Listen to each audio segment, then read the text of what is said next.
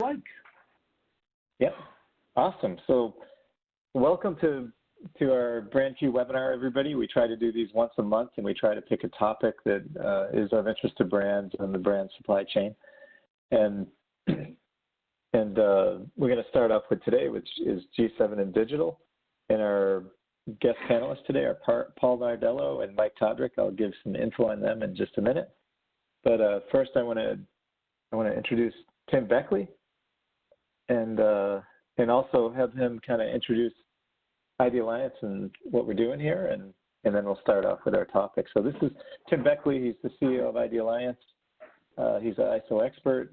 He's done quite a bit in packaging and manufacturing and even building machines and things like that. So he's got great knowledge.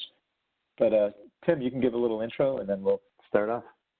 Yep. Thanks, everybody, for joining the webinar today, and thanks especially to our panelists. Great topic from the PSP point of view and the benefits of G7 digitally from all different aspects, which is so important. I always say that the most important words spoken are those that don't come from Idealliance. Us as a global think tank do a lot around the world, but the most powerful things that are said are those that come from those that we serve.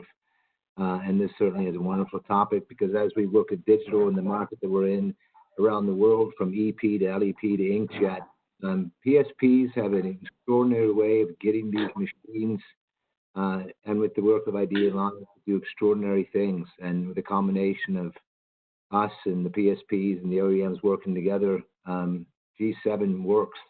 And that's what we're going to talk about today, and why it works, and the incredible, not only implementation of what it does for a facility, but the savings that it provides in driving profitability, and which is why Idealliance exists. So with that, thanks for being here, and thank you, Mike and Paul and Ron. Great. Thanks, Tim. So we're going to start off. I'll just give a quick little intro. My name is Ron Ellis. I'm a consultant. Spend a lot of time working with brands and supply chain. And I do quite a bit with Idealliance. I'm a G7 expert and trainer, and chair of Print Properties, which there's a meeting right after this. If you find this topic fascinating, that's a group where we kind of work on all these kind of ideas and initiatives to try to make things better for the industry. So pretty interesting stuff going on there, including with digital, which I'll talk about in just a couple minutes. Our panelists today are great panelists. We have two of them. One is Paul Nardello. So he's print production manager at DJI and Visuals. He looks pretty young there, but he's been doing this for over 25 years. And DJI is a small company in the Boston area that grew to be one of the recently rated number 4 in wide format. And they do quite a bit. So he can explain what they do, but they do, insides of stores, industrial printing, pretty much anything you can think about printing on. So he'll be talking, and this is him the other day. I was in there, and this is his brand new ViewTech that they just popped in there. So we were doing some G7 stuff with that.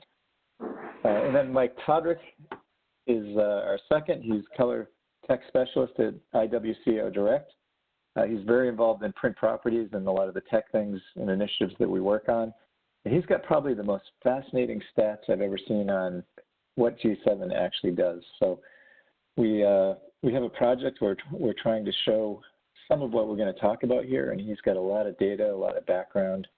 And we were talking about doing a big research study, and we looked at his data. He's pretty much got the entire study already done, in his own daily work. So Mike will be speaking as well, and he'll be sharing what he does.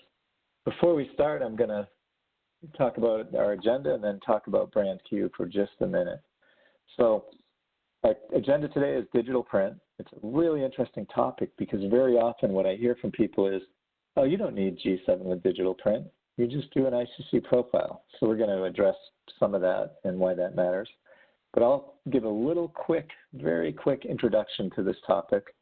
Then Paul has a presentation that he'll give where he talks about G7 and production and how it impacts what they do. And Mike Todryk is also going to share his thoughts and how he uses it, some of the big ideas that he has behind it too. So we're going to head right into that, but first I'll talk about G7, or BrandQ, which is what sponsors this webinar. BrandQ is an Idealliance program. It's meant to help the brand and the supplier to be able to work together quite a few large brands who use this to work with their supply chain all over the world. The big ideas of it are communicate, educate, and evaluate. If we look at educate, this is one of our classes. You can see there's a room full of print buyers here, and they're all learning how to measure and how to spec and how to talk about what they want for printing. So they're learning the language of print from the point of view of the supply chain and how to communicate with it. So we have training. We have an online course that's quite popular and quite inexpensive that goes through all this. And then we tend to have custom trainings in different parts of the world, and sometimes at brands we have custom trainings too. Communicate is about being able to communicate to the supplier what you want. And you can see this is during another one of our classes, but what do you want? What are you trying to get out of it? And to actually be able to tell people what you're looking for and express something that a supplier can produce. To validate is to be able to measure and check, and a lot of our brands that work with this program tell printers what they want, and then they actually measure and check it. And of course, more importantly, the printer measures it too as they're producing it to make sure they're producing the right thing. So that's the BrandQ program. You can go to idealliance.org/BrandQ and learn more about it and see the online training and find out more about that. So I'm going to give a quick overview of G7 digital print. I'll start off telling my little story of it. I'll talk about the values where it's valuable, which is as an aim, as a calibration method, and as a way to match across many ways of printing. But start off first with just kind of the big idea. With G7, it's already in wide use for industrial, digital, and non-traditional print. And a lot of times when I'm teaching classes, especially if they're offset or flexo classes, I try to show this. So I'm going to show a couple of pictures here really quickly, just to give you an example of how wide the use of G7 is, how it goes way beyond litho. So let me just pop this open. And excuse me, and I'll show this presentation. That's the trunk of my car full of spectros. But you can see here, giant P2P, world's largest P2P. And you can see Tim Quinn up in the corner there holding it. But I'm going to show just a few pictures quickly to show this to people and give you an idea of what it gets used for. But if you take a quick look at this is a room full of Durst printers and EFI printers. They're using G7. They're using it for the reasons we're going to talk about. But a lot of this has to do with controlling that printer and keeping it printing the same all the time. This is Flexo. G7 gets used for that. That's just a Miraflex Flexo printer.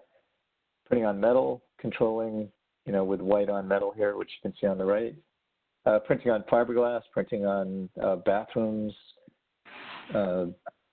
kitchens, all those type of things, and using G7 to control the digital printers that do this. Direct to corrugate, you can see in here.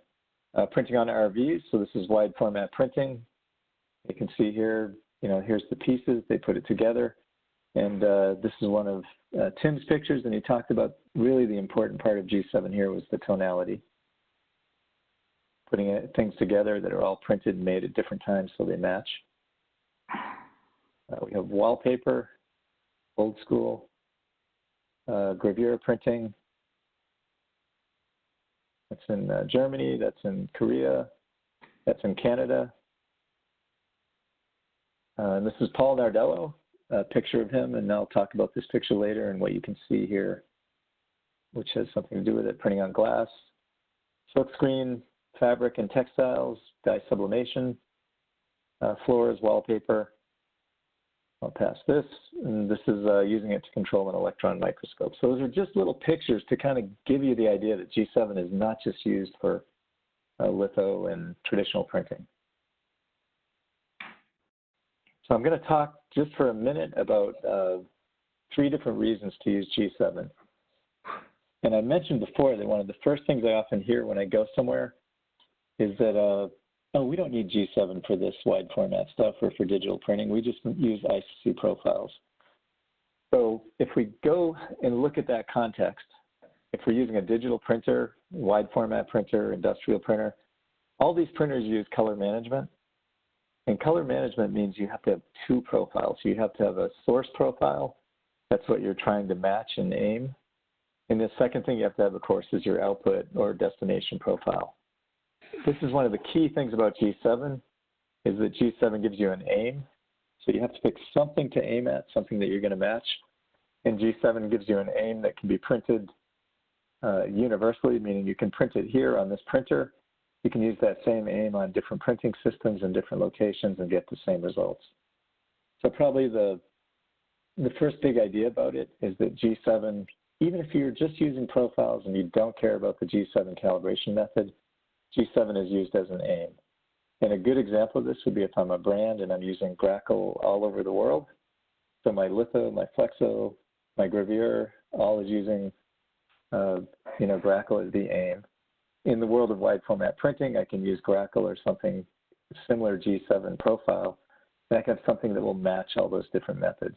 So that's kind of part one of why it matters. Second reason is as a calibration method. So if you look at that picture over there, that's Paul Nardello, and he'll give a good presentation in just a few seconds here. But you can see that there he is. He's on a ViewTech. There's some latex printers behind him. This picture is probably 5 or 6 years ago, maybe 7 years ago. I don't know, maybe longer. But you can see he's got this little cart here, and that's his G7 color cart that he made.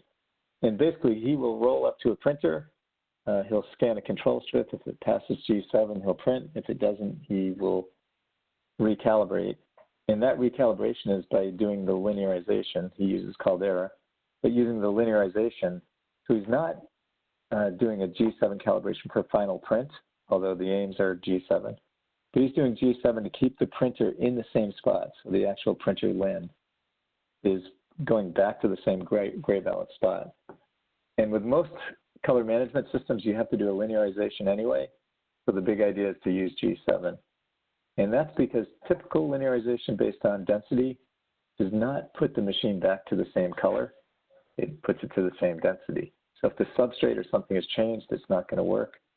If we use G7 for the linearization, as you see here, it puts the printer back into the same color position, so the IC profiles are still usable. Making a profile takes 30 to 45 minutes very often. Doing a G7 lookup table curve or linearization usually takes about 5. And you can base many profiles on one linearization. So if a machine drifted with 5 profiles, it could take you 5 hours to redo it. With G7, with all those based on one G7 linearization, you could do that in 5 minutes. So it's quite powerful for production.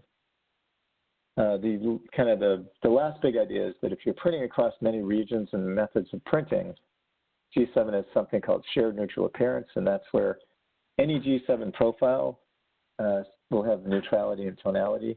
That means they relate to each other. So if I print on, say, a wide format system with G7, and then I go to a litho system and print G7, even if they're not identical printing systems, it's going to make them look similar to each other. This is this idea of being able to print any place that you go and get the same result. Now, this is a big, big thing for a brand, of course, because if I had to have a different piece of artwork separated for different methods of printing, then that gets quite expensive. So an example being if I was printing with gravure, with wide format, with flexo, maybe dye sublimation, and I'm doing that in many locations, I might have to have 10 or 20 or 30 different files to go to all these printers for one piece of artwork. So with G7, I should be able to have that one piece of artwork that can go all over the world, and I should be able to get a similar result anywhere from that. Second reason is that many printers and suppliers already are trained and ready to do this. And if you look at the map of the world, all over the world, we have many different regions, and there's G7 and G7 master printers all over the world. So if I'm printing in India, I'm printing in China, I'm printing in Europe, there's G7 master printers there who already know what you're talking about and will be able to match what you're trying to do. So another reason to use G7 has to do with the number of master printers. There's over 5,000 in the world, and that's the largest print certification program worldwide. The closest other one only has about 260 printers right now. So if you're a brand and you're trying to figure out what should you print to, this idea of the aim, this idea of rapid recalibration, and having kind of a common piece of artwork that can go anywhere is the big idea. But anyway, enough of me talking. I'm going to move to the guys who do this every day, and they can share with you their experiences. So we're going to go to our experts. First one we're going to start with today is Paul Nardello. So Steve, if you can switch over to Paul. Okay, thank you, Ron. Yeah, Paul, I'm just sharing with you, and at the top, I'll let it share and then share your screen. And while Paul's setting that up, just to remind everybody, you can ask a question at any time by typing it into the chat box. It probably is on your right, the chat box, and you can just type in your question. Don't have to wait to the end, and we'll take your questions at the end, though, but you can type it in any time. And then also recording of the webinar will be sent to everybody who's registered, too. So, you know, if you want to review what Ron just talked about or anything like that, no worries. You'll get a recording. Look for that sometimes later today, but probably Monday. You know, usually Monday, but it might get out today. With that, Paul, you've got the stage. All right, thanks, guys. As Ron said, my name is Paul Nardello, and I've been working in the large format print industry for about 25 years. I'm the print production manager at DGI and Visuals in Massachusetts, where I have been for 22 of those years.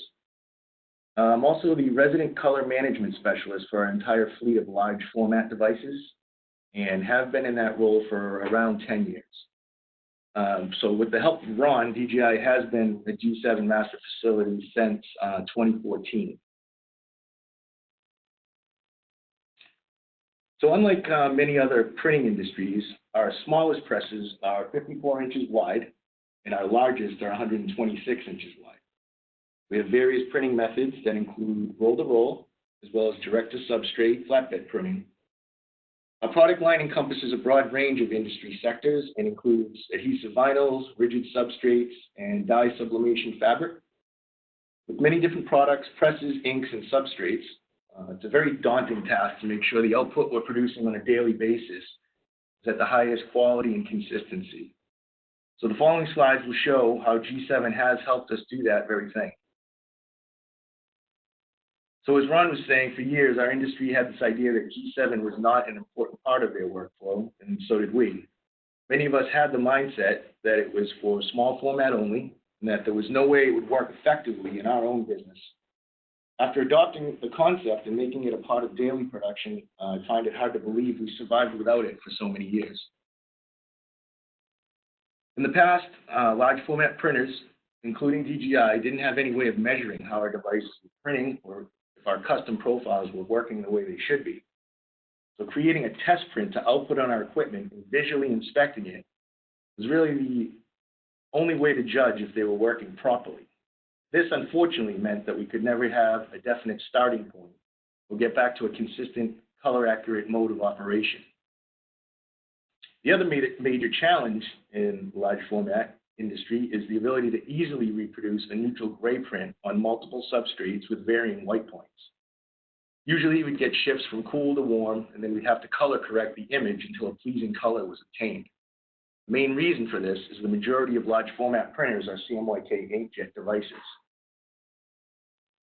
With the advent of G7 in 2014, we were able to inspect the readings taken from our devices and determine if they are in need of linearization or ready to start producing jobs within minutes.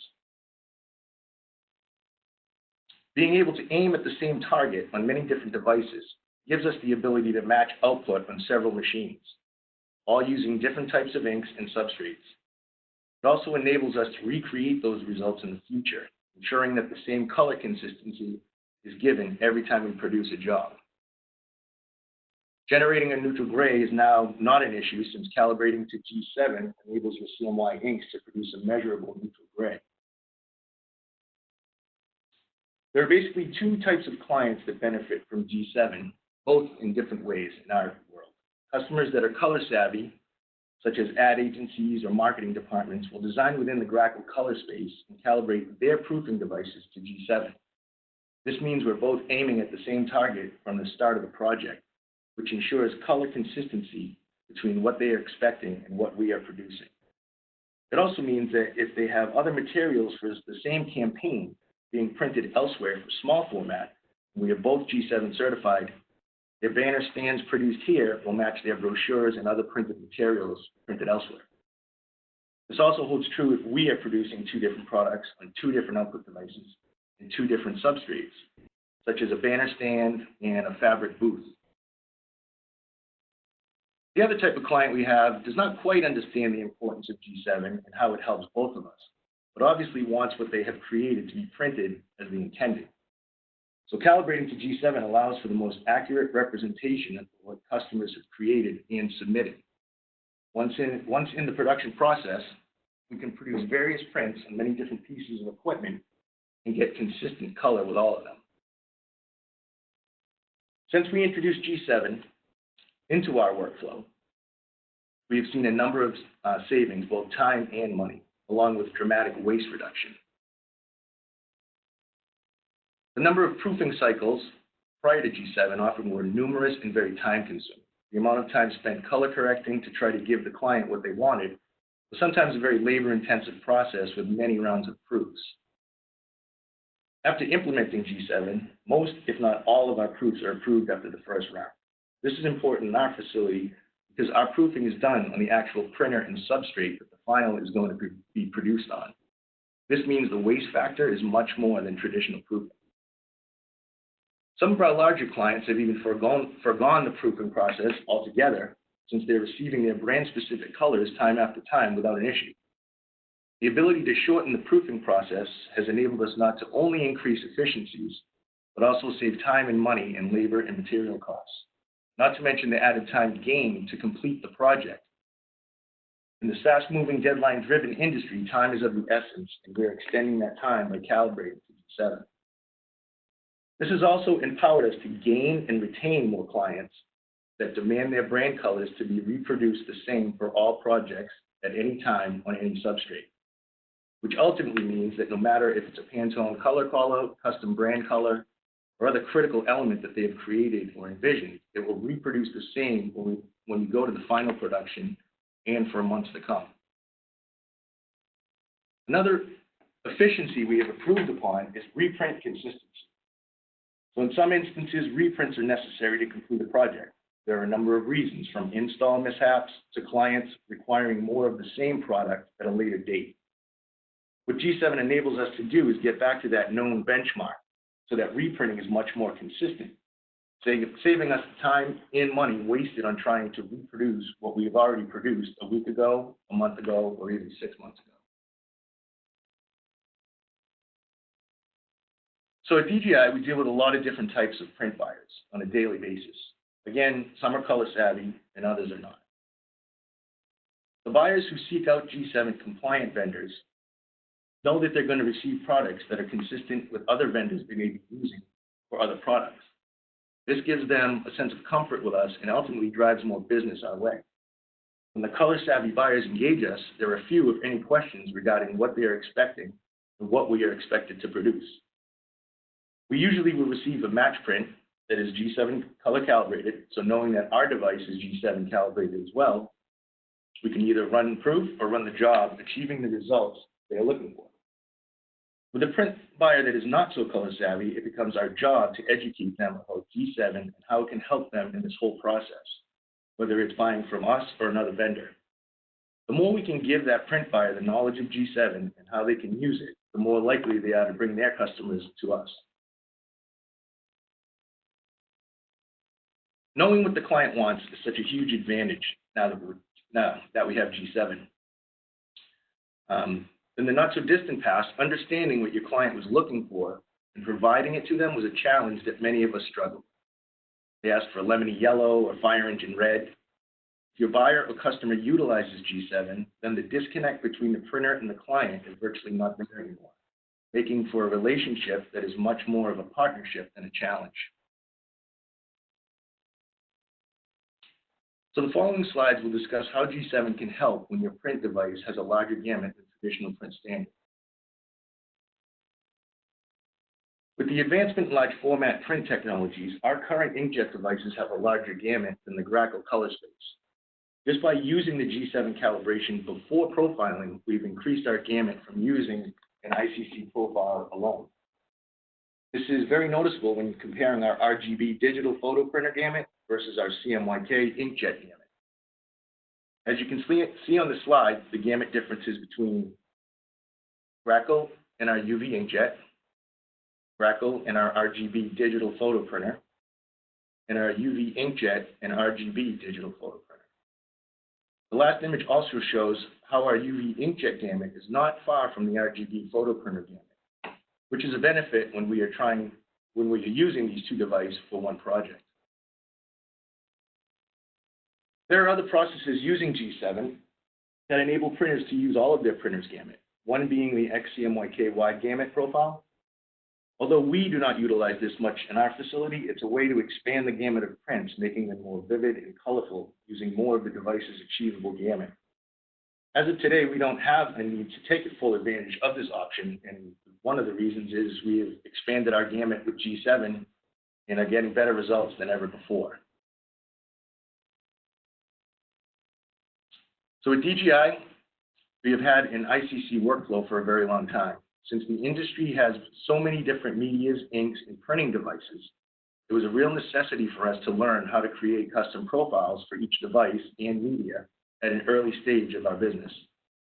When we started with G7 calibration, I was amazed of how it not only provided a balanced tone to our output, but it boosted our color and consistency beyond the normal profiling process. One of the first benefits we saw was the improved tonality of highlights and drop shadows. Having a large number of retail clients that submit a lot of product shots with shadowing, the smoothness and neutrality of those shadows are incredibly better than in the past. This is very important to our clients because all of our printing is large, and any imperfection in the output is magnified a great deal more than a smaller format. Another added bonus that we have noticed is that profiling after calibrating to G7, that our profiles last longer and keep a higher accuracy than when profiling alone. This helps in reducing the amount of time consumed by frequently profiling and replaces this process by quickly linearizing to get back to a consistent, color-accurate mode of operation.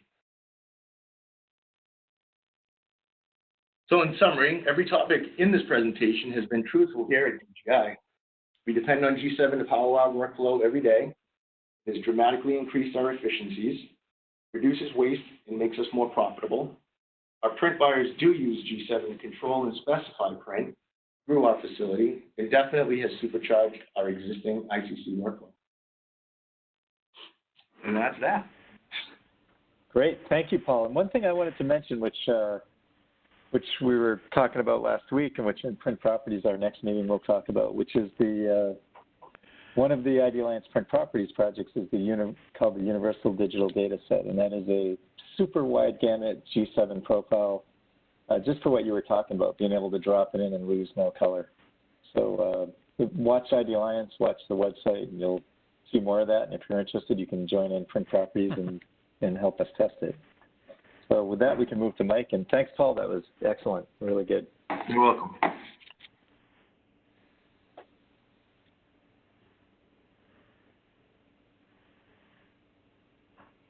Hello, everybody. Hello, Mike. Hey, Mike. Hey. Okay. So I'm Mike Todryk. I'm a color technical specialist for IWCO Direct in Chanhassen, Minnesota, and I'm going to talk a little bit about why digital and G7. Little bit about me. I've been in the industry about 23 years now. I've been in color management about 20. I've been a G7 expert since 2008. And actually, the picture of the largest P2P, I believe, was at NASDAR in 2008, and I think I was there for that. That was my first G7 training. So, good. So IWCO Direct is one of the largest direct mail printers in North America. We have one of the largest digital production web inkjet platforms in North America. So we have 12 production web inkjet printers, plus iGens and some other things too, sheet fed. And so plus litho presses, flexo presses, all of that different stuff. So it's a pretty good challenge to try to keep all of that consistent. And that's where G7 is a huge benefit to us, especially in the digital realm. That's what I want to talk to you guys a little bit about today. So I have been a long-time advocate of incorporating G7 into the calibration process, not just doing it through color management, which of course we all know that we can do, but actually incorporating it into the calibration process going back to 2009. I think one of the things that I've always found, I think one of the big misconceptions about G7 is that G7 is an offset or a litho thing. I think Ron touched on that a little bit. And, you know, I don't need G7 in digital. I can get it through color management, which is true. I've heard a lot of pushback in that regard. I guess that's always been a little funny to me because when I first got into G7, I was doing dye sublimation in both litho and wide format printing. So I had 2 litho presses and 6 wide format presses that all had to match each other, and G7 was the way that I found to be able to do that. So to think that it's in just an offset or a litho or a commercial print thing, G7 helps you get everything kind of dialed in. So I'm going to talk about some of the different ways that we use it and how they're a benefit to us. So we've been, every machine that we have on the floor that we can incorporate G7 into the calibration process, we do that. In the beginning when I first got here, we weren't doing that on a lot of our presses, nor were we able to on some presses. And there are some presses where we're still not able to incorporate G7 into the calibration process. But when we started to put G7 in on the ones that could accept the curves, we saw some dramatic differences. So we saw average delta E between machines drop from about a 1.5 delta E between machines down to about a 0.4 delta E between machines. So the closer that average delta E is between machines, obviously, the more alike they're going to be. With our new calibration method that we've just been rolling out, where we're doing a higher level of G7 as part of the calibration process with some iterative G7, we're now seeing numbers that we have not seen before. We've been able to take our 95th percentile, which is one of the figures that we look at a lot to help track. We've been able to take that down from a 3.6 down to a 2.3 on average, and we have a couple of machines that are actually pulling in at like a 1.9 on the 95th percentile with our G7. Now, part of that is because the G7 that we're doing some iterative G7 using Curve 4, and so when we're done with a G7 calibration before we make the output profile, so the idea is that we're doing a G7 calibration, then we're printing profiling targets and making a profile from that.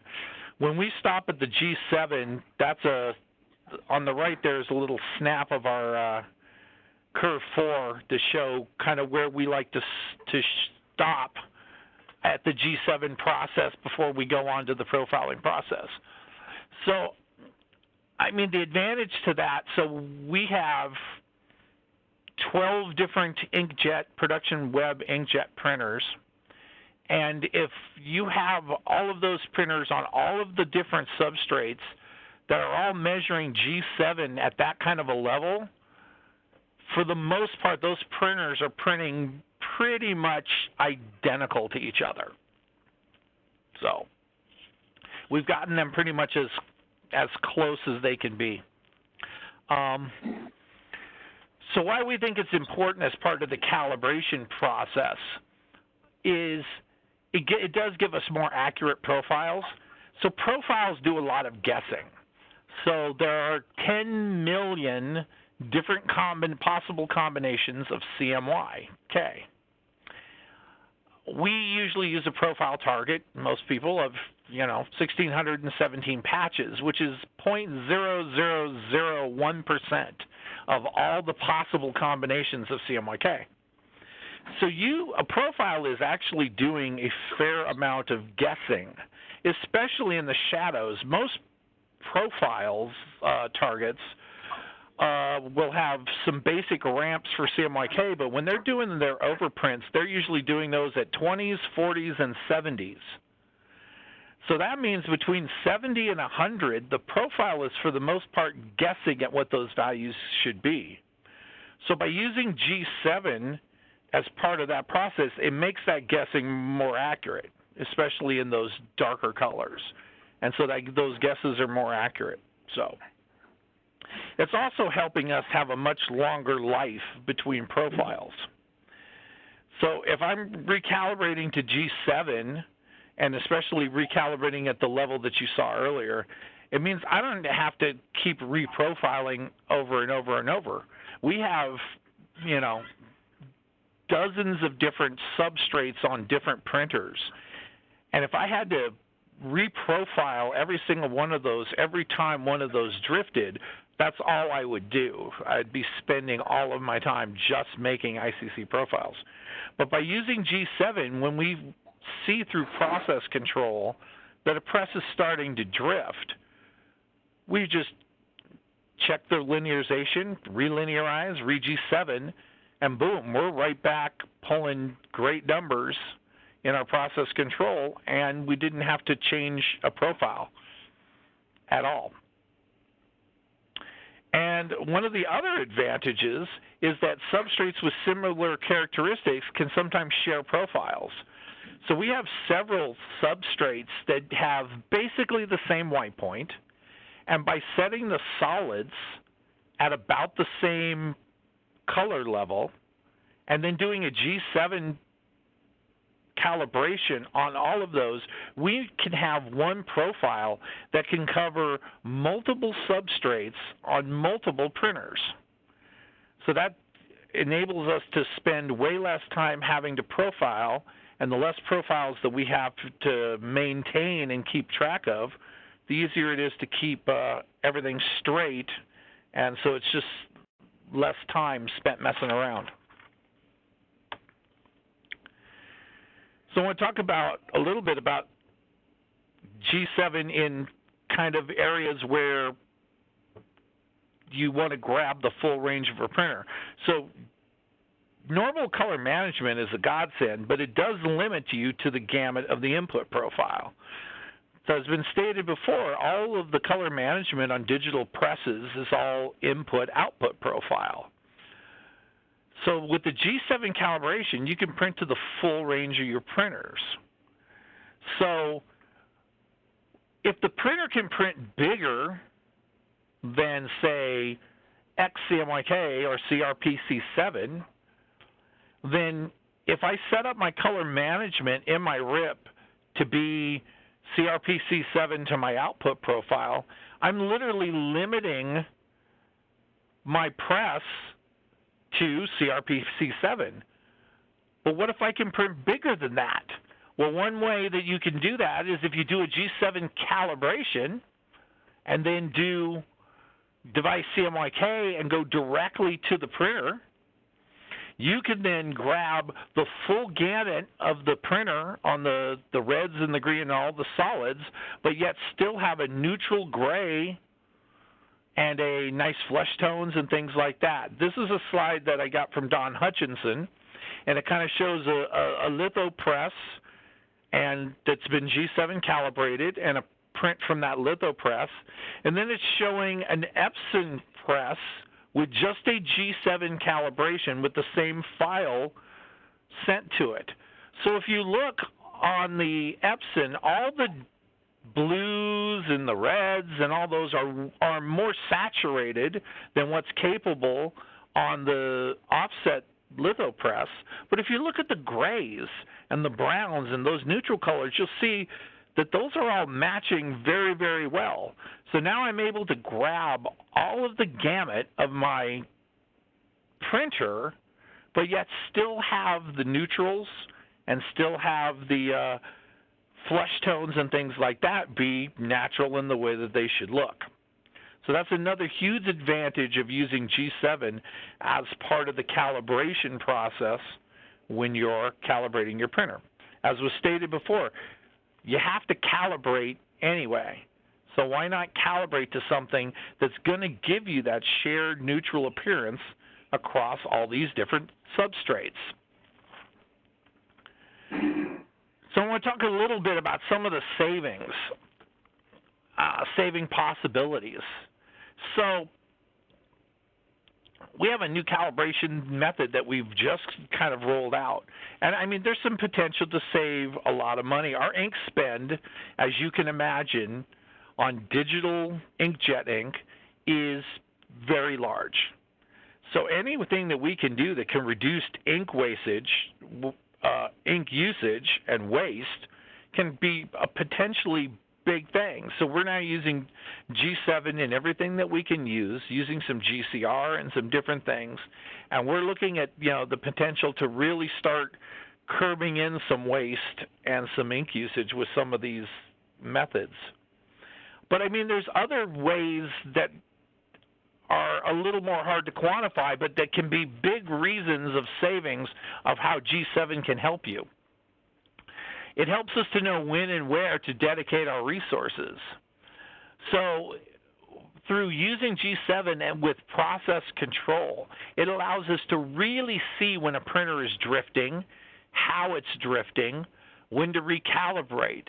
We just had a printer 2 days ago that we saw through process control it was starting to drift. We then looked at some G7 P2P targets that were printed off of it and saw that it was the black that was really starting to fade. We did a recalibration, redid the G7, dialed all that back in, and boom, we were right back to where we should be with a very, very tight match. So it does allow you to know, instead of just saying, well, we're going to recalibrate every month, or every 3 weeks, or every 2 months, we can now know, okay, these are the printers that need to be recalibrated, and these are the printers that are still in pretty good shape. It can save you rework. So we had through, we were doing some process control, and we had just rolled out our process control setup in our digital room.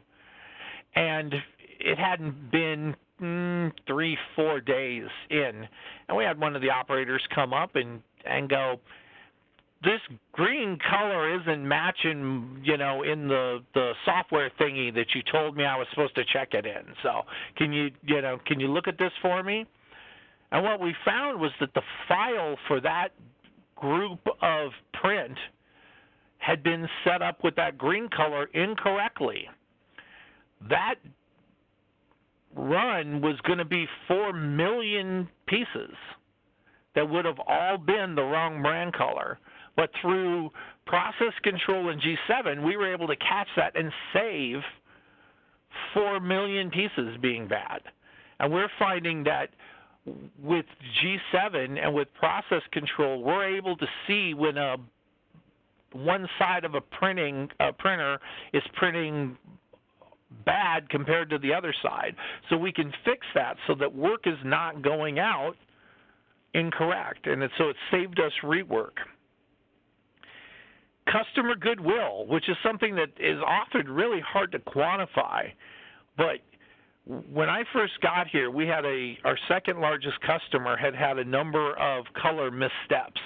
And we were having weekly meetings with them, sitting down, talking about what kind of things were we going to put in place to help make sure that the color was consistent, and to talk about the color error for this week or the color problem from this week. And as we went on and began to implement G7 and began to implement process control, we got to the point where we haven't had a meeting with them in well over 2 years. And part of that is because we haven't really had a color issue that's strictly a color issue in over 2 years. We've had issues where the color was bad because an operator didn't check the color. We've had issues where a job went through that nobody looked at or checked, but for things where there was truly just a mismatch. And to put things in perspective, we're printing direct mail packages that can have an envelope that's printed in flexo with a digital letter insert with a plastic card, all printed with different ink technologies on different types of equipment, with a couple inserts slipped into there, a couple on glossy paper, one on uncoated paper, and all of that has to have a shared appearance. There's brand colors that match through that entire package. It all has to be able to have a shared appearance. There's no way that we could do that without G7, without using G7 aims, and without G7 calibration on all of our presses. It's funny because in the litho world, the most common way to get a shared appearance across all of your litho presses is to do a G7 calibration. And that's become common practice throughout the world now, that we're going to do G7 on all of our litho presses, and that's how we're going to get them all to kind of match each other. But yet we think in a digital realm that, oh, no, I just ICC profile, that'll be fine, when in reality the same principle applies. If you want to get an excellent shared appearance across all of your digital equipment, well, let's do the G7 calibration on that digital equipment as well. We're seeing a higher quality and consistency between the components across all those pieces.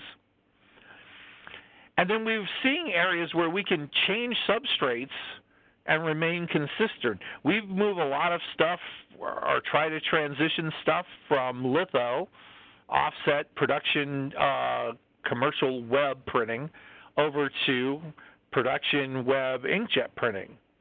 And if it wasn't for G7, we would really have a hard time doing that. We also have cases where a customer might be printing on an inkjet treated stock, and then they want to maybe move to a commodity stock on a digital press that can actually print on just regular commodity untreated stocks. It's a cost savings for the paper.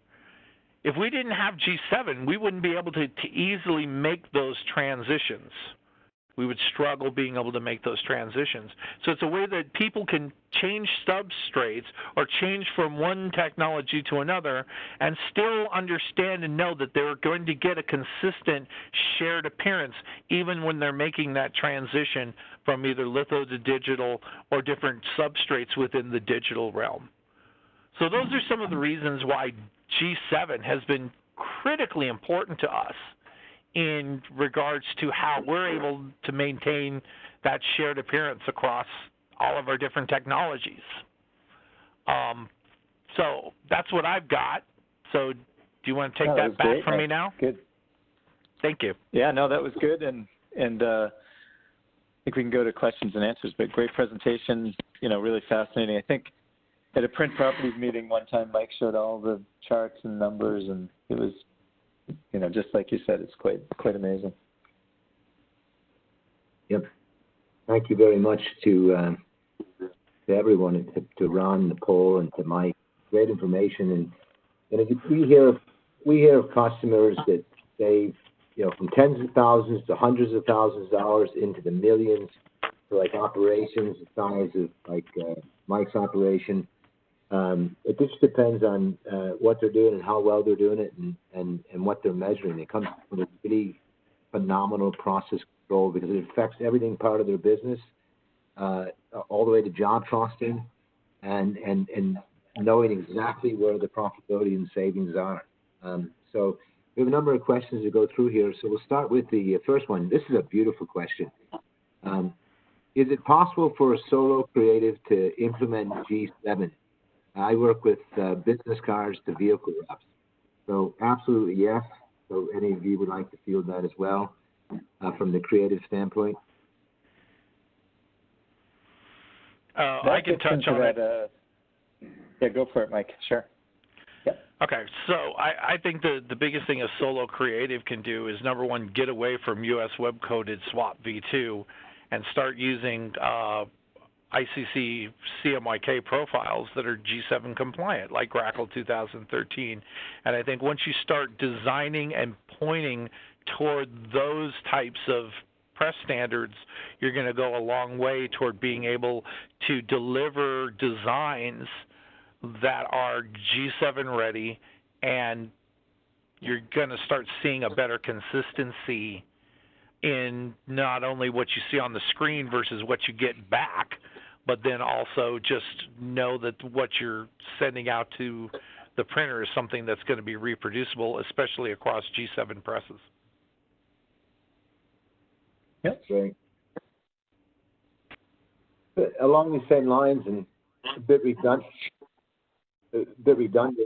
but to give some more clarification to that, for maybe somebody who's thinking from a different way, is I am a designer and I need my work to look the same on business cards, the vehicle wraps, and whenever I ask my print vendors for small and large format, if they require a specific profile, they just say CMYK. So I think the end of that, there's not an end to that question, but I think what this person is asking is, what should I tell them? Well, we have problems with that a lot. We have a lot of brand guides that we get where basically their brand colors are stated as CMYK breaks with no press standard or anything even specified. I mean, what I would tell them is, look, I've designed this to Grackle 2013. That's what I'm shooting for. That's what I expect it to be. And if the printer needs to be provided that profile, and if they don't understand what that means, then maybe you need to I don't know, look for a printer that does. Maybe that was a little harsh, but no, I don't think that's harsh. I think truth and being, I mean, there's a way to say that, being direct, and there's a difference between truth and harshness. So I think that's very direct. I think transparency is great.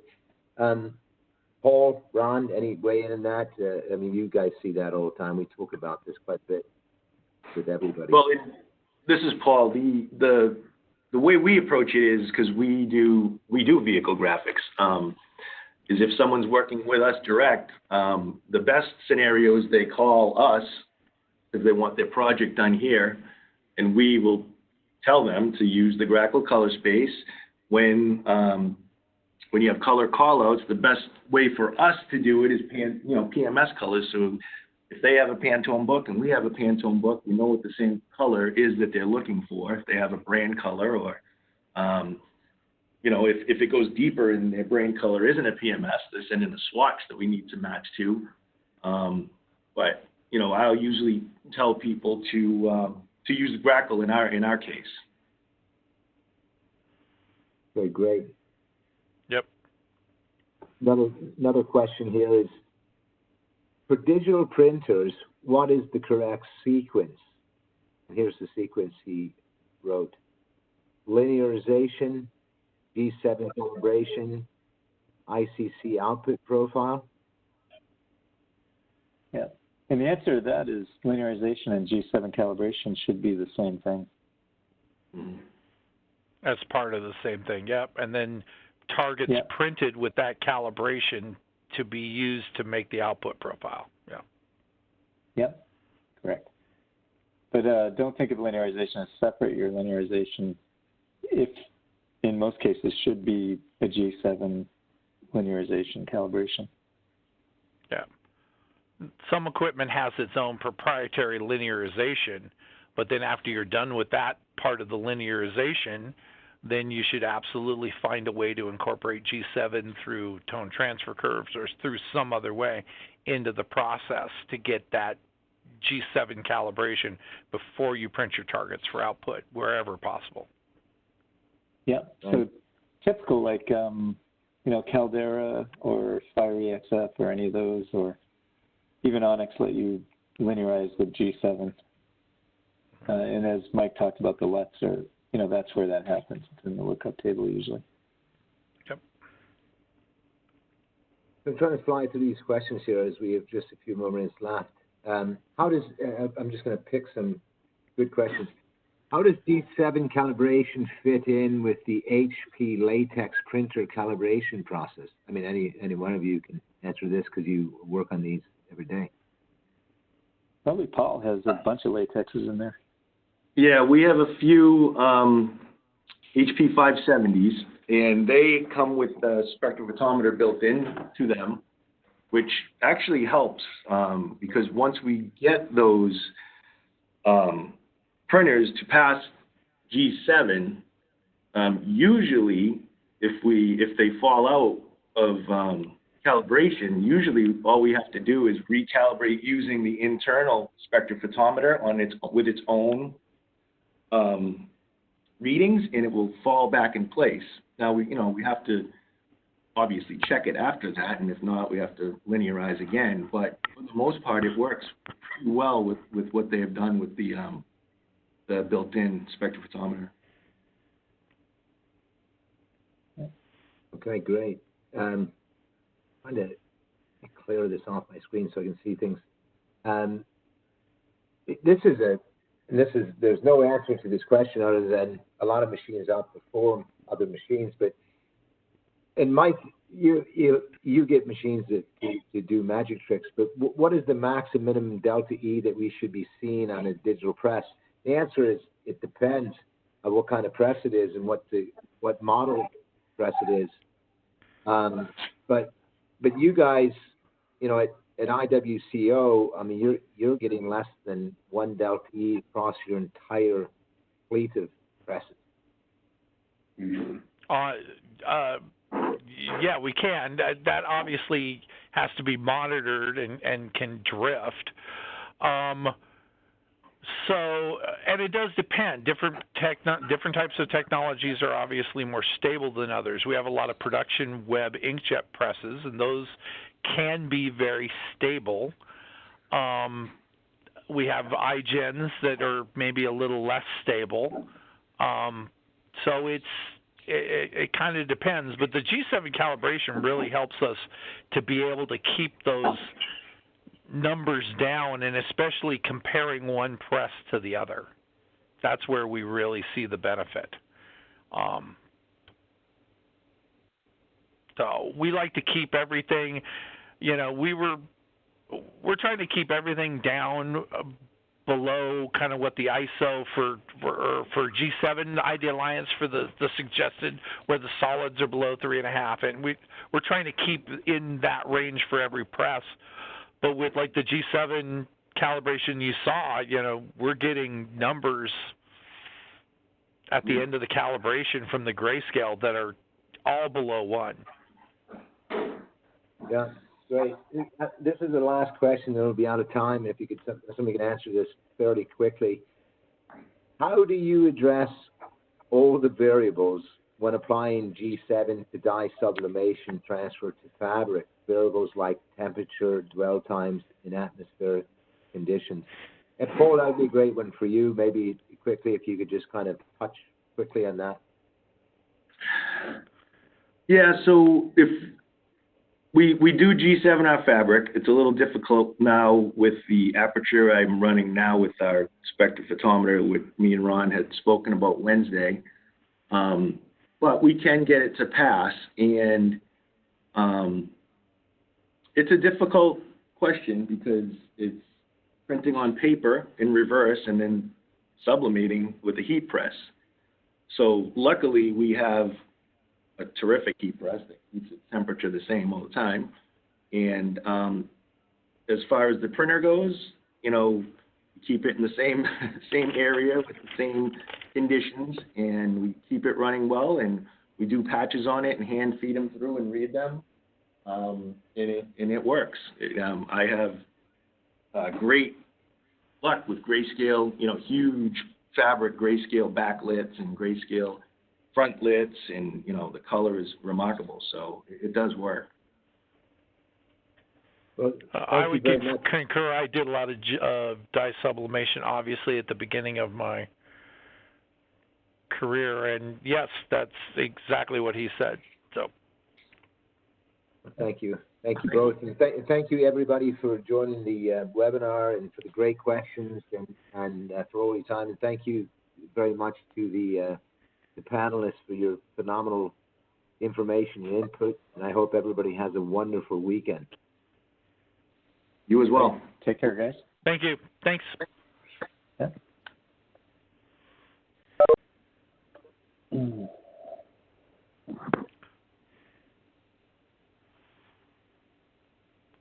So are we staying on to go straight over to the PPC call? Or do we have to recall No, in? that'll be that's a different WebEx account and different number, so definitely do call in to that number. Okay. And account. Okay, So go ahead perfect. and log I'll off be doing this one. that. Okay, I'll be doing that here in a second. Thank you. All right. Thanks, man. Yep. Thanks, everyone who attended, too, who might still be on, and I will be sending out a recording, or Tim will be, if not later today, look for it Monday, as we said before. Otherwise, thanks, everyone, for attending the webinar.